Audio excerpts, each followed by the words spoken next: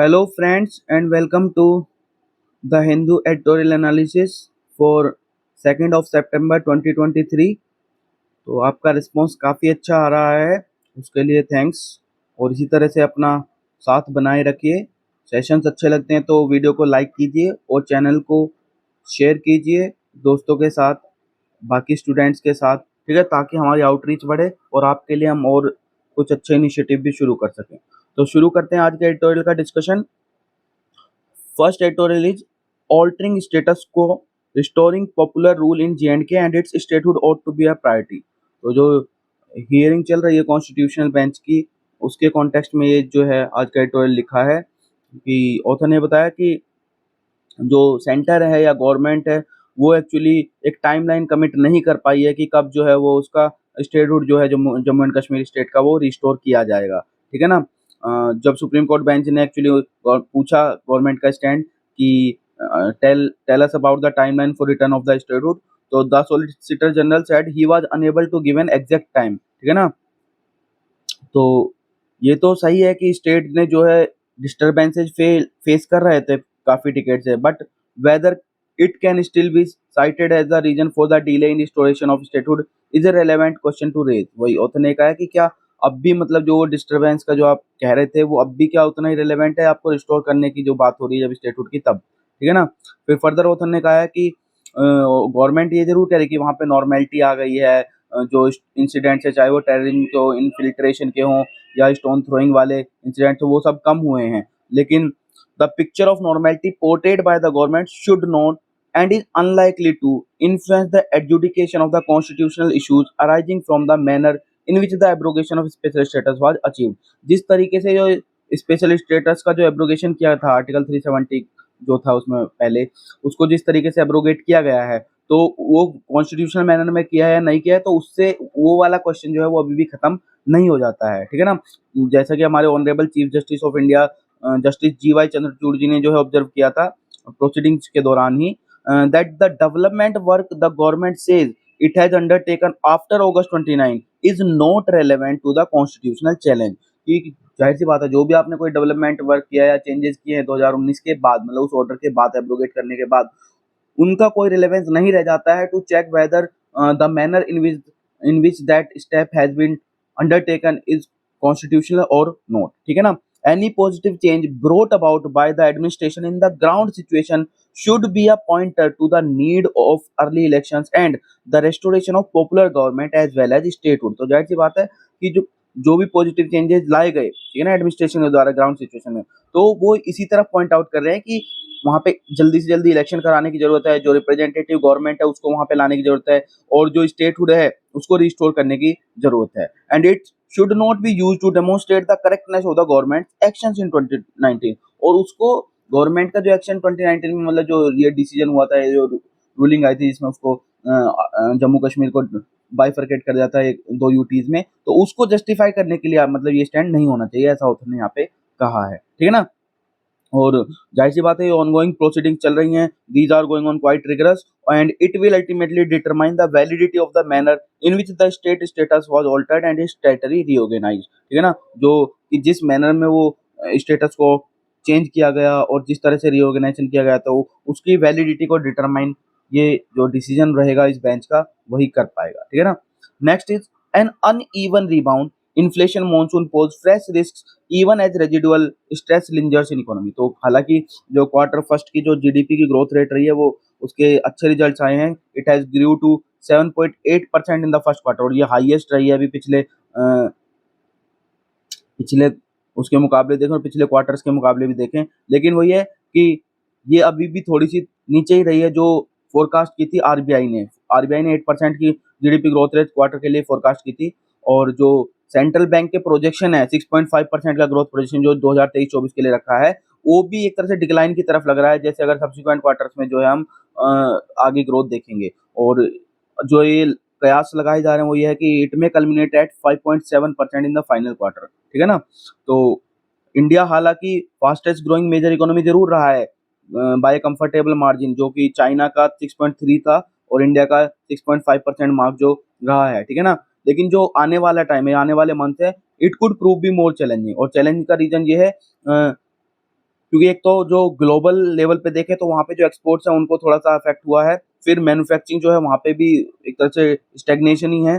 फिर और साथ ही साथ इनको अगर कंबाइन करते हैं हमारे डोमेस्टिक प्रेशर्स के साथ, जैसे कि आपने देखा हो कि जो इन्फ्लेशन है वो काफ़ी बढ़ा हुआ है अभी, ठीक है ना? और मानसून भी इस बार वीक रहा है, तो ज़ाहिर-सी बात है जो क्रॉप यील्ड होने वाली है वो काफ़ी आगे आगे जाके मतलब वो कम होने वाली है और उससे इन्फ्लेशन पे भी इफ़ेक्ट पड़ने वाला है। जो फार्मर्स हैं उनकी इनकम भी अफ़ेक्ट होने वाली है, ठीक है ना? तो ज़ाहिर-सी बात है अगर इनकम्स अफ़ेक्ट होंगी तो कंजम्पशन भी ऑलरेडी ऑटोमैटिकली अफ़ेक्ट होगा ही, ठीक है ना?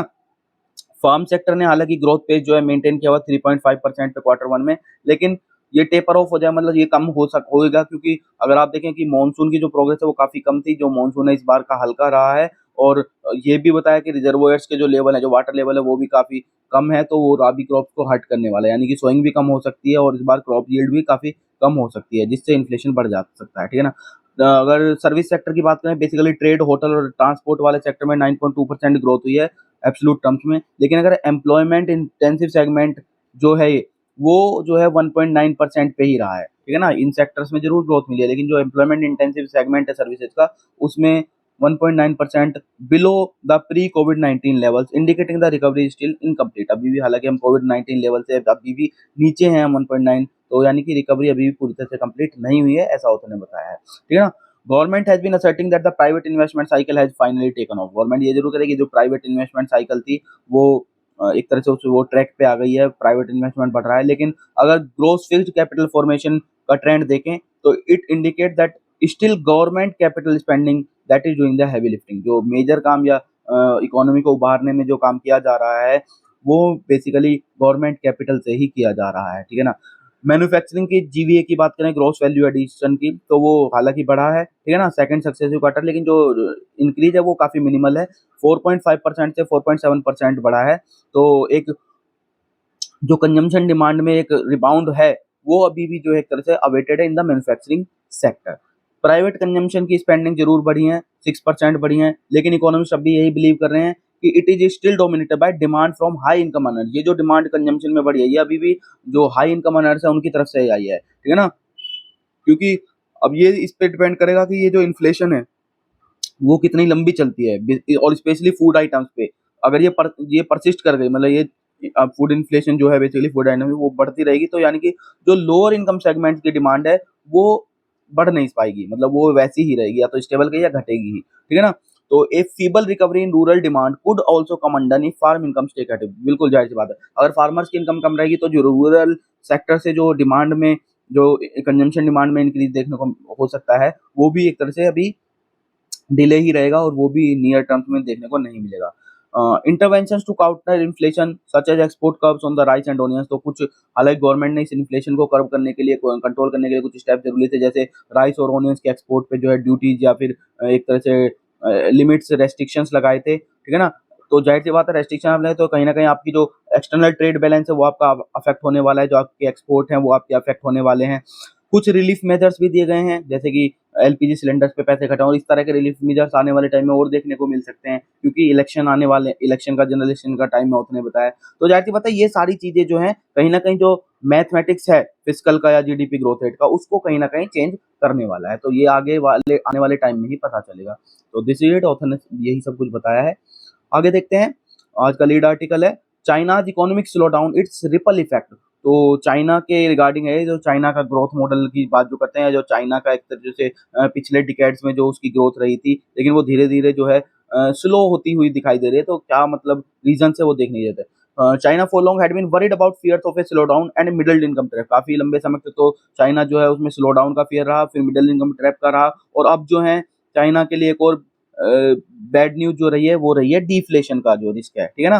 जो डिफ्लेशन के फियर्स हैं वो, तो इस इन सारी चीजों के चलते हुए ये जरूरी है कि जो कोज हैं और जो मैग्नीट्यूड है जो चाइना के प्रेजेंट डे का इकोनॉमिक चैलेंज का वो हमें जानना है, उसके अंडरस्टैंडिंग के लिए जरूरी है, क्योंकि हम भी एक तरह से चाइना हमारा नेबर भी है और इस टाइम देखें तो एशियन रीजन में और या डेवलपिंग इकोनॉमी में सबसे ज्यादा ग्रोइंग फास्टेस्ट ग्रोइंग जो इकोनॉमी रही है वो चाइना ही रही है, ठीक है ना?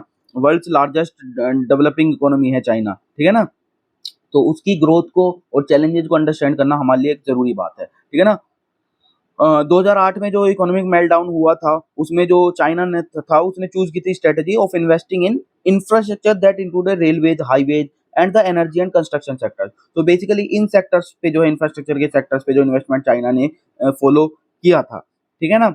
लेकिन ये जो स्टेरॉइड्स ये दिए गए थे, ये जो स्टेरॉइड थे इन सेक्टर्स में इन्वेस्टमेंट के, उनका जो कोर्स था वो खत्म हो गया। और जो ये जब प्रेजेंट जो प्राइम प्रेसिडेंट है जी जिनपिंग, जब वो आए, तो ये एक तरह से वीनिंग ऑफ पीरियड की तरफ जो है हम ये चले गए, चाइना जो है जाने लगा, ठीक है ना। जो चाइना के फाइनेंशियल मार्केट्स हैं, this suffered from lack of regulatory oversight since loans business were distributed on the base of proximity. और जो फाइनेंशियल मार्केट थे वो भी कहीं ना कहीं जो रेगुलेटरी ओवरसाइट थी उसकी, उससे उनको अफेक्टेड रहे वो, ठीक है ना। क्योंकि जो ज्यादातर लोन्स या इन्वेस्टमेंट की जिसकी हम बात करें, वो जो भी डिस्ट्रीब्यूट किए थे वो बेसिकली प्रॉक्सिमिटी के आधार पे किए थे, मतलब फैक्शंस, फ्रेंडशिप और रिलेशनशिप, इन सब चीजों को ध्यान रखते हुए दिए गए थे। इसमें ऑथर ने एक फेमस चाइनीज टर्म बोली है, गुआंगजी, ठीक है।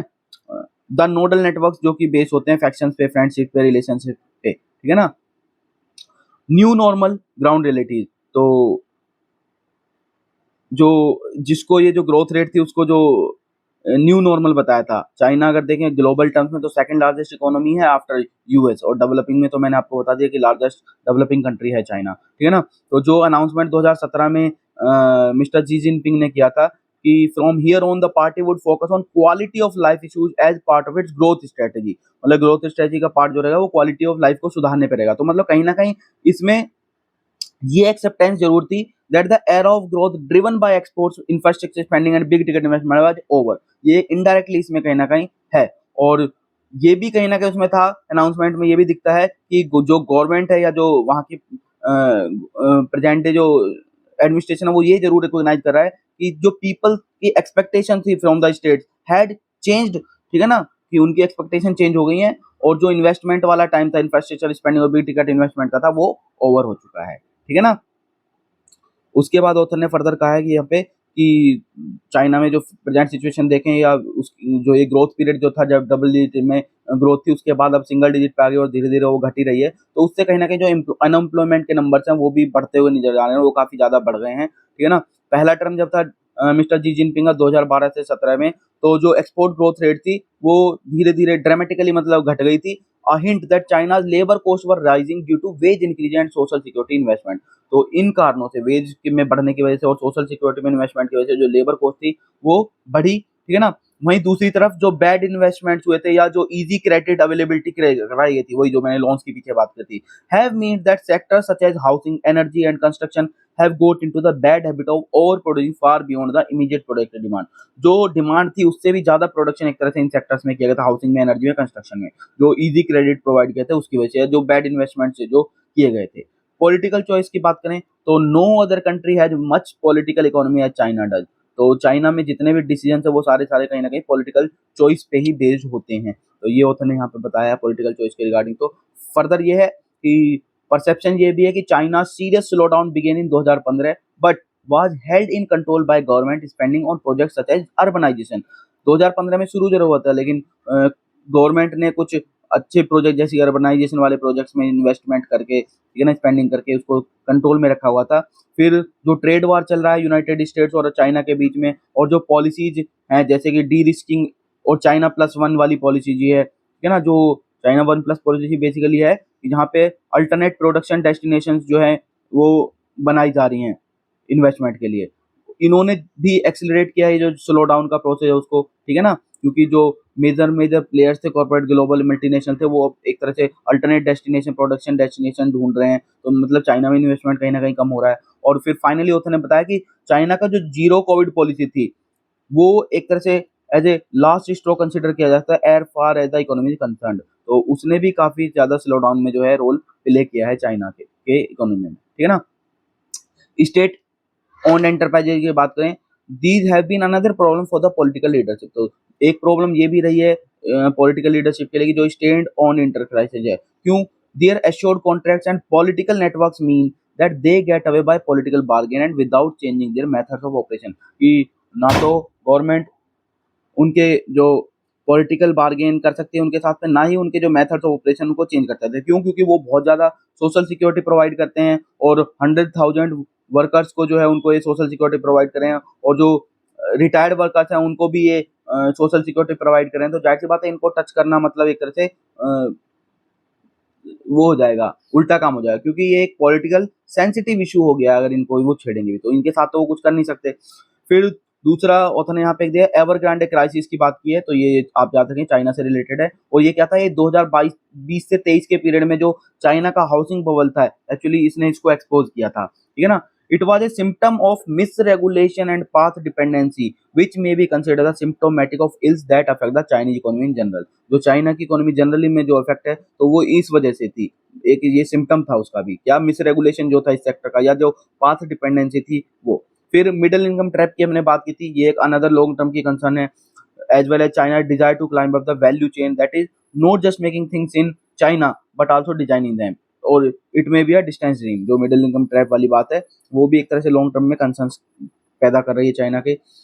इतना सब कुछ होने के बाद भी अगर हम इंडिया के कंपेयर करते हैं तो चाइना की ग्रोथ रेट अभी भी 5% से आसपास है, ठीक है ना। और अगर हम इंडिया के साथ कंपेयर करें तो हालांकि इंडिया की 6.1% जरूर है 2023 के लिए, लेकिन अगर साइज डिफरेंस देखें इकोनॉमी का तो ये 5% की ग्रोथ में कहीं ना कहीं अभी भी चाइना जो है वो इंडिया से आगे है, ठीक है ना। इंडिया के लिए ये जरूर है कि जो कूलिंग ऑफ है प्राइसेस का, क्रूड ऑयल और अदर कमोडिटीज जैसे सीमेंट और स्टील है, ये जरूर कूल ऑफ हो जाएंगे चाइना में, जब एक तरह से ये जो इकोनॉमिक ग्रोथ में उसमें स्लोडाउन देखने मिला है। तो क्योंकि इन दोनों ही सेक्टर में क्रूड ऑयल और स्टील सीमेंट ये जो है इनमें चाइना का एक एज है, तो कहीं ना कहीं इंडिया को इससे फायदा होने वाला है। फिर whether economic instability would change China's perception of its rise and its risk appetite on the border is another important issue to watch। तो ये जो इकोनॉमिक इंस्टेबिलिटी है तो वो क्या चाइना का परसेप्शन जो चेंज कर पाएगा, जो ये बढ़ रहा है, और जो बॉर्डर पे जो इसका रिस्क वाला जो एपेटाइट है, वही जो बॉर्डर इशू हमारे साथ चल रहे हैं, क्या उस पे जो उनका स्टैंड है वो चेंज होगा, तो ये टाइम आने वाले टाइम में ही पता चलेगा। The many faces of Islamophobia, तो यहाँ पे बेसिकली इस्लामोफोबिया के रिगार्डिंग ये ऑथर ने आर्टिकल दिया है कि इस्लामोफोबिया किसी एक सिर्फ पर्टिकुलर टर्म में या पर्टिकुलर डेफिनेशन से आप जो है उसको हाईलाइट या डिफाइन नहीं कर सकते हैं, ठीक है ना। रिसेंट इंसिडेंट जो हुआ था कुकपुर विलेज मुजफ्फरनगर में, जहाँ पे एक मुस्लिम बॉय को जो है स्लैप कराया गया था दूसरे क्लासमेट से टीचर के द्वारा, ठीक है ना, वो इस्लामोफोबिक बताया ऑथर ने। और हालांकि ऑथर ने ये भी बताया कि दोनों ही वहाँ पे जो कम्युनिटीज हैं ये उनके बीच में अच्छा कल्चरल बॉन्ड भी है। ऐसा नहीं है कि वो डिफरेंट रिलीजन से आते हैं उनके बीच नहीं है, लेकिन वो जो कम्युनिटीज हैं वहाँ पे वो कल्चरल बॉन्ड अच्छा है उनके पास, ठीक है ना। और नेबरहुड अगर आप उतने भी बताया कि 2013 में जो रायोट्स हुए थे मुजफ्फरनगर में, वो वहाँ पे इसका इफेक्ट इतना रहा भी नहीं था, और यही एक रीजन है कि रिकॉन्सिलिएशन जो है वहाँ पे जल्दी से हो पाया, ठीक है ना। लेकिन फिर भी उसने कहा कि इस्लामोफोबिया हैज रियर्ड इट्स अगली head and left the sacred trust between teacher and students broken. ये जरूर हो गया, लेकिन जो इस्लामोफोबिया का है उसने जो टीचर और स्टूडेंट के बीच में जो एक सैक्रेड ट्रस्ट है उसको जरूर तोड़ा है, ठीक है ना। तो ऑथर यही बताना चाह रहे हैं। कॉन्सेप्ट और एक्सप्लेनेशन की बात करें तो इस्लामोफोबिया एक ग्लोबल फिनोमेना है, लेकिन जो सोर्सेज और इश्यूज हैं जिनसे निकलता है वो रीजन टू रीजन जो है वो डिफर करते हैं। ऐसा नहीं है कि इंडिया में इस्लामोफोबिया और यूरोप में या वेस्टर्न कंट्रीज में इस्लामोफोबिया सेम इश्यूज पे या सेम ही उसका ओरिजिन है, सोर्सेज हैं, वो अलग अलग हैं। क्योंकि इंडिया में अगर आप इस्लामोफोबिया की बात करें तो कम्युनलिज्म और जो इंटॉलरेंस है, these are the some key concept use to explain the troubled Hindu Muslim relationship. इनको यूज किया जाता है जो हिंदू मुस्लिम रिलेशंस में जो ट्रबल्स देखने को मिलते हैं, ठीक है ना। लेकिन अगर बाहर की बात करें यूरोप में, वहां पे अलग है। How does the Indian brand of Islamophobia very from the western one, कैसे वेस्टर्न कंट्रीज के इस्लामोफोबिया से अलग है। एग्जाम्पल के ऑथर ने यहाँ पे देखे, लिंचिंग अगर इंडिया में देखें is a violent expression of Islamophobia that occurs mainly due to the cow slaughter issue. Mainly cow slaughter के इशू से जो है ये लिंचिंग बेसिकली इंडिया में होती है, तो ये एक एक्सप्रेशन है इंडिया में इस्लामोफोबिया का। वहीं यूरोप यूनाइटेड स्टेट्स में अगर देखें तो वहां पे काउ स्लॉटर ना तो सोर्स है ना ही वहां पे इस्लामोफोबिया का एक इशू है, ठीक है ना। फिर मस्जिद रिलेटेड इशू को ऑथर ने बताया है कि स्विस गवर्नमेंट ने जो है वहाँ पे रेफरेंडम दिया था, उन्होंने मिनरेट्स जो मस्जिद पे होती हैं उनको बैन कर दिया था, ठीक है ना। कोई भी जो है उन्होंने बोला था कि अगर कैंपेन पोस्टर्स वगैरह में आप डिस्प्ले करते हैं मिनट्स को तो it is being a reminiscent of missiles, तो मिसाइल्स का रेमिनिसेंट है और इसलिए इसको जो है आप नहीं यूज करेंगे। फिर वहीं पे न्यूयॉर्क का एग्जांपल दिया कि उन्होंने जो कंट्रोवर्सी थी ग्राउंड जीरो मॉस्क वाली, उसमें भी उन्होंने इस्लामोफोबिक आर्गुमेंट दिए थे। उन्होंने आर्ग्यू किया था कि it would mean disrespecting the victims of 9/11 as if entire Islam is responsible for the violence committed by the handful of dishonest Muslim. तो आप एक तरह से वो उन्होंने ये कहा, जो 9/11 के बाद जो इंसिडेंट हुआ वहाँ पे जो ग्राउंड जीरो मॉस्क वाली कंट्रोवर्सी होती है, उसमें एक तरह से पूरे इस्लाम को ही जो रेस्पॉन्सिबल ठहरा दिया, violence committed by handful of disoriented Muslim. जो कुछ डिसओरिएंटेड लोगों ने जो एक तरह से वहाँ पे जो वायलेंस कमिट किया, उसके लिए पूरे एक आप रिलीजन को, एंटायर इस्लाम को जो है रेस्पॉन्सिबल एक तरह से ठहरा दिया। तो उसने बोला है इंडिया में जो इश्यूज हैं वो बेसिकली बाबरी मस्जिद का इशू जरूर है, ज्ञानवापी मस्जिद का इशू है, लेकिन these issues are more related to a power struggle that pertains to Muslim rulers and the consequences of their actions. Islamophobia is not purely derived from architecture or structures as in the case of Europe. तो India में जो Islamophobia है वो केवल architecture या structure से जो है ड्राइव नहीं हो रहा है, जो कि वेस्टर्न कंट्रीज का बेसिकली केस है। तो इंडिया में अलग है, ठीक है ना। फिर ऑथर ने फर्दर ये कहा, but everything concerning Muslims can not be viewed as Islamophobia either. Muslim से जुड़ी हुई कोई भी चीज को आप इस्लामोफोबिया नहीं कंसिडर कर सकते हो, ठीक है ना। Some issues concern Muslims but not Islam. Author ने कहा है कि कुछ इश्यूज सिर्फ मुस्लिम्स को कंसर्न करते हैं लेकिन इस्लाम को कंसर्न नहीं करते हैं। जैसे कि अगर जो हिंदू राइट्स का आर्ग्यूमेंट बताया होता है यहाँ पे उर्दू को लेकर, Urdu as a language of Muslims, लेकिन एक्चुअल में ऐसा है नहीं, क्योंकि अक्रॉस द वर्ल्ड अगर आप देखेंगे तो वैरायटी ऑफ लैंग्वेजेस यूज की जाती हैं, ठीक है ना, and which are based on number of factors पे। ऐसा नहीं है कि सिर्फ उर्दू ही जो है वो मुस्लिम्स की लैंग्वेज है या मुस्लिम आइडेंटिटी है, ठीक है ना। As a part of state policy, यहाँ पे ऑथर ने एक और भी बताया कि स्टेट पॉलिसी का क्या इसमें रोल है। तो यहाँ पे वीडी सावरकर जी की बुक का जिक्र किया, एसेंशियल ऑफ हिंदुत्व की बात की है, ठीक है ना। और ये लगभग खिलाफत मूवमेंट के टाइम पे जो है ये बुक पब्लिश हुई थी, ठीक है ना। वहाँ पे उन्होंने स्टेटमेंट दिया था, according to Savar, Indian Muslims can not be completely loyal to India because Mecca and Medina are located outside India. It is Savarkar most troubling Islamophobic reasoning. और ऑथर के अकॉर्डिंग ये जो रीजनिंग दी थी इस्लामोफोबिया की, वो मोस्ट ट्रबलिंग रीजनिंग बताई है author ने, ठीक है ना। Islamophobia in India existed long before Savarkar road his text. क्योंकि इस्लामोफोबिया इंडिया में ऐसा नहीं कि पहले एग्जिस्ट ही नहीं करता था, इस्लामोफोबिया इससे पहले से भी जो है इंडिया में एग्जिस्ट कर रहा था, ठीक है ना।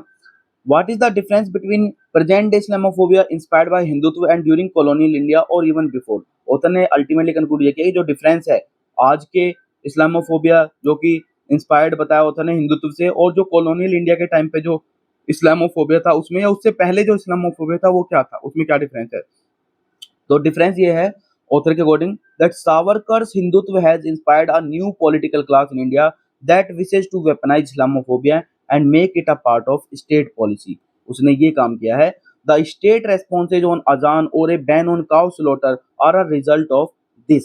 This is what poses a mortal threat to the secular fabric of Indian state and its society at a large. और ये जो इस तरह के जो इश्यूज हैं उनसे एक तरह से जो इंडियन स्टेट और सोसाइटी का जो सेकुलर फैब्रिक है उसको एक तरह से थ्रेट दे रहा है। यहाँ पे एक और ऑथर ने अच्छा एग्जांपल दिया था, इश्यूज मुस्लिम्स एंड इस्लाम में कि जो इस्लामोफोबिया जो है रिफ्लेक्ट हो रहा है आपका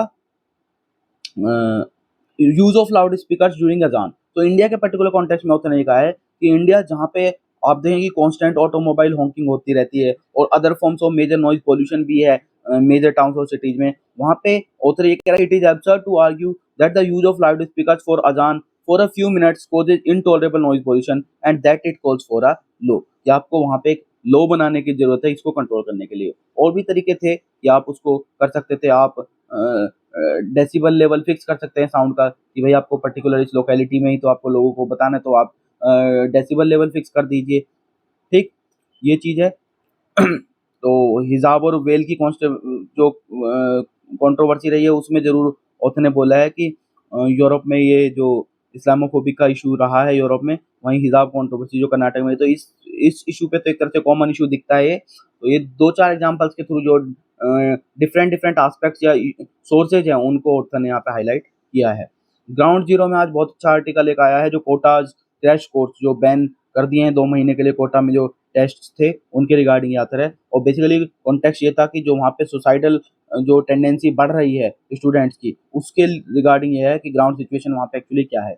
Kota has been facing a grim reality of late, ठीक है ना। हालांकि यह है कि 100 से ज़्यादा वहाँ पे कोचिंग इंस्टीट्यूट्स हैं और 2 लाख से ज़्यादा स्टूडेंट जो है हर साल वहाँ पे आते हैं अपनी नीट और जो जेई के प्रिपरेशन के लिए। और मोस्टली स्टूडेंट ये टियर 2 टियर 3 सिटीज से आते हैं या उत्तर प्रदेश बिहार वेस्ट बंगाल मध्य प्रदेश के विलेजेस से आते हैं, ठीक है ना। लेकिन सिचुएशन जो ग्राउंड रियलिटी है वहाँ काफ़ी जो है वो काफ़ी उसकी सिचुएशन काफ़ी वर्स होती हुई दिख रही है पिछले अगर सालों में देखें। तो इस साल अगर देखें तो पुलिस के एक रिकॉर्ड के हिसाब से 23 एस्पिरेंट्स जो हैं हैव किल्ड देमसेल्व्स, उन्होंने सुसाइड किया था और 6 इनमें से 6 डेथ तो सिर्फ अगस्त में ही हुई हैं, ठीक है ना? This is the highest number since 2013। 2013 के बाद ये हाईएस्ट नंबर है, जहाँ पे 2013 में 26 एस्पिरेंट्स ने जो है सुसाइड किया था, ठीक है ना? 2022 में 15 रहा था और डेटा देखेंगे कोटा पुलिस के अकॉर्डिंग तो 118 एस्पिरेंट जो हैं उन्होंने अपनी लाइफ ले ली बिटवीन 2014 एंड 2023 में। तो इस पीरियड के दौरान जो है लगभग 118 स्टूडेंट ने सुसाइड किया है, ठीक है ना? तो अगस्त 18 का जो इंसिडेंट हुआ उसमें जो चीफ मिनिस्टर अशोक गहलोत थे उन्होंने कोटा डिस्ट्रिक्ट एडमिनिस्ट्रेशन जो है it had ordered a hold on conducting test and exams at the coaching centres for 2 month, 2 महीने के लिए जो है वो बैन लगा दिया है। लोकल पुलिस ने ये प्रपोजल भी भेजा था गवर्नमेंट को to set up a student police station in the city, की सिटी में जो है भाई स्टूडेंट पुलिस स्टेशन आप सेटअप कर दीजिए। वहीं कोटा पुलिस ने एक स्टूडेंट सेल भी बना रखा है, ठीक है ना? To visit hotels, messes, coaching centres and other points जहाँ स्टूडेंट्स मतलब इकट्ठा होते हैं उन सब पे विजिट करने के लिए, ताकि उनको एक तरह से डिस्ट्रेस्ड जो भी एस्पिरेंट्स हैं उनको हेल्प प्रोवाइड की जा सके। No friendship only competition, Kota में जो सिचुएशन ये है कि वहाँ पे कोई फ्रेंडशिप नहीं है, लोग बच्चों के पास स्टूडेंट के पास बिल्कुल टाइम नहीं है, ज़रा सी देर के लिए फ्री टाइम नहीं है, खुद के लिए फ्री टाइम नहीं है, तो वहाँ पे सिर्फ कॉम्पिटिशन वाली ही एक माहौल देखने को मिलता है। कुछ स्टूडेंट्स ने वहाँ पे जो व्यूज़ हैं उनके व्यू लिए हैं और यहाँ पे जो ये ग्राउंड रियलिटी चेक की गई है ग्राउंड ज़ीरो में, कि तो कुछ के व्यूज़ ये हैं कि जो एटमॉस्फेयर है, it is better to prepare for competitive exams, seeing so many people do better than you pushes you work harder, he says, but the same atmosphere can also put you under a lot of stress. हालांकि ये है कि अगर आप लोगों को compete करते हुए देखते हो तो आप को भी पुश मिलता है कि आप भी जो है इस दौड़ में शामिल हो और आप वर्क हार्ड करते हो, लेकिन कई बार ये बैकफायर कर जाता है और इसका ये भी नेगेटिव इम्पैक्ट है कि आप बहुत ज़्यादा स्ट्रेस में भी आ जाते हो इससे, ठीक है ना? बिजनेस मॉडल बताया है कि वहाँ पे कई तरह के बैच चलते हैं, फाउंडेशन बैच चलते हैं, रनिंग चलते हैं, ड्रॉपर बैच चलते हैं। फाउंडेशन बैच में इंस्टीट्यूशंस जो है वो बच्चों को बहुत कम उम्र में ही एक तरह से ले लेते हैं, क्लास 7 से जो है वो उनको कॉम्पिटिटिव एग्जाम्स की प्रिपरेशन कराना शुरू कर देते हैं, ठीक है? अ, पुलिस ऑफिसर्स और मेंटल हेल्थ एक्सपर्ट्स की अगर हम देखें तो उनका कहना यह है कि the students are struggling to cope with the vast syllabus, parental pressure and competition apart from dealing with the regular growing pains of teen years. जाहिर सी बात है इन सब सिचुएशन के चलते उनका जो मेंटल प्रेशर है उनको वो बढ़ रहा है और वो जो स्ट्रगल है उसके साथ कॉप अप नहीं कर पाते। सिलेबस इतना वास्ट है, पेरेंट्स का प्रेशर रहता है सिलेक्शन के रिगार्डिंग और कंपटीशन है, साथ साथ उनको अपने जो टीन ईयर्स का वो लॉस कर रहे हैं वो भी एक तरह से कहीं ना कहीं उनको स्ट्रेस में डालता है, ठीक है ना? और ऑथर ने ये भी बताया है कि कोचिंग इंस्टीट्यूट जो है ये सब जो ऊपर हमने प्रॉब्लम्स बताई उनको लेके कहीं सीरियस नहीं है and their counsellors are not qualified enough, ना ही उनके पास इतने क्वालिफाइड काउंसलर्स हैं जो इन प्रॉब्लम्स को जो मेंटल इश्यूज चल रहे हैं उनको वो कर एड्रेस कर पाए। दूसरा डमी स्कूल्स का भी यहाँ पे बताया है कि जो स्कूल गोइंग एस्पिरेंट्स हैं are enrolled only so that they can write their board exams, these students don't attend school though they attend coaching class institute, कि ये बेचारे बच्चे अपने स्कूल नहीं अटेंड करते लेकिन कोचिंग क्लास वो अटेंड कर रहे हैं। तो इस ये डमी स्कूल वाले कॉन्सेप्ट को भी एक तरह से अपोज किया गया और बताया कि ये नहीं होना चाहिए। फिर यहाँ पे कोचिंग इंस्टीट्यूट्स के जो वो हैं ओनर उनका यहाँ पे बताया है कि एडवोकेट उन्होंने अपना व्यू मतलब जाहिर किया कि क्या किया जा सकता है। He advocate the reintroduction of the screening test before admission in coaching institute to reduce the number of students and improve the quality of education. तो यहाँ पे एक मॉडल ये बताया कि जो अच्छे अच्छे स्टूडेंट्स होते हैं बेसिकली जिनको लगता है कि हाँ उनको वो कर जाएंगे उनको एक तरह से पैसे दे के जो है एनरोल कराया जाता है, ठीक है ना? वो बताया है तो ये यहाँ पे बताया है, ठीक है ना? Taken a break from his job in West Bengal to stay in Kota with his daughter, alleges that all the institute only focus on the star batch student, very little focus on average student। कि जो main focus रहता है institute का वो basically star batch के students पे ही रहता है और एवरेज स्टूडेंट पे जो वो कम फोकस दिया जाता है। तो a senior police officer in Kota explains that this is the business model for institutes, ये बिजनेस मॉडल है इंस्टीट्यूट के लिए। इफ एन इंस्टीट्यूट है 100 star batch students it knows that it can attract thousands more and if and when their faces appear on the hoardings with rank. जाहिर सी बात है अगर आपके पास 100 स्टार बैच का स्टूडेंट्स है तो थाउजेंड जो है और स्टूडेंट जो है अट्रैक्ट होंगे उसके पास जब उनकी रैंक जो है वो होर्डिंग्स पे आपको नजर आएगी। तो एक बिजनेस मॉडल इसको वहाँ के जो स्पेशल पुलिस ऑफिसर उन्होंने बताया है। In reality most of the students can crack these exams without the institute, और जाहिर सी बात है कि ये इनमें से ज़्यादातर स्टूडेंट तो ऐसे होते हैं कि उनको इन इंस्टीट्यूट्स की एक्चुअली ज़रूरत है ही नहीं। अगर वो हो इंस्टीट्यूट्स ना हो कोई फ़र्क नहीं पड़ता, वो तब भी एग्ज़ाम क्रैक करने वाले हैं। और इसी वजह से many institutes pay these student to enrol with them and even provide them accommodation. और इस चक्कर में क्या करते हैं, इन स्टूडेंट्स को उल्टा इंस्टीट्यूट्स पे कर रहे हैं कि आप हमारे यहाँ पे एनरोल कीजिए। उनको फ्री अकोमोडेशंस प्रोवाइड की जा रही है, उनको बहुत सारी फैसिलिटी फ्री दी जा रही हैं। तो मतलब ये बिज़नेस मॉडल इस तरीके से रन किया जा रहा है। Hostel owner says, hostel owner का कहना ये है, some institutes even control their lives. कुछ स्टूडेंट तो इन बच्चों की लाइफ तक कंट्रोल करते हैं। They barely let the children meet their parents until the exams is over. उनको उनके पेरेंट्स से भी कई बार नहीं मिलने दिया जाता जब तक एग्जाम ओवर नहीं हो जाता है। ठीक है ना? To tackle the rising depression, most institutes in Kota have over the years hired counsellors. तो काफ़ी वही काउंसलर्स वाली बात की कि इस सारी प्रॉब्लम को, ये डिप्रेशन या स्ट्रेस वाला माहौल देखने को मिल रहा है, उसको करने के लिए काउंसलर्स भी हायर करते हैं। लेकिन वही है कि ये जो प्रॉब्लम्स हैं ये ढंग से कंट्रोल नहीं हो पा रही, नॉट सीरियस, ना तो क्योंकि कोचिंग इंस्टीट्यूट सीरियस नहीं है, दूसरी बात काउंसलर्स हैं वो इतने क्वालिफाइड भी नहीं है। ठीक है ना? एक जो एड्रेस करने का इशू है वो तो ये बताया था कि आप एक स्क्रीन टेस्ट इंट्रोड्यूस कर दीजिए भाई, इससे नंबर भी कम होगा और जो क्वालिटी ऑफ एजुकेशन है वो भी इम्प्रूवमेंट देखने को मिलेगी। ठीक है ना? फिर मोर lenient अप्रोच ये भी हो सकती है, we can take an IQ और psychometric test to check the child's ability, ये किया जा सकता है। But we can not ask a student from a metro and another one from a village in Bihar to take the same test. जाहिर सी बात है, कोई सिटी से या मेट्रो से आया हुआ बच्चा और एक विलेज से आया हुआ बच्चा जो है वो सेम, उसके लिए सेम टेस्ट तो आप नहीं रख सकते, आईक्यू लेवल और जो साइकोमेट्रिक टेस्ट है, तो क्योंकि वहाँ पे एक्यूटी नहीं रहेगी, तो उनके लिए अलग अलग जो है आपको वो रखने पड़ेंगे। ठीक है ना? कुछ स्टूडेंट्स इसका विरोध भी कर रहे हैं कि उनकी जो जो ये होल्ड करने का डिसीजन था उसने उनको इम्पैक्ट किया है और ये डिसीजन गलत है, उनकी तैयारी जो है वो रुक गई है, या ये जो गैप हुआ है इससे उनके ऊपर और प्रेशर और स्ट्रेस जो है वो बढ़ जाएगा।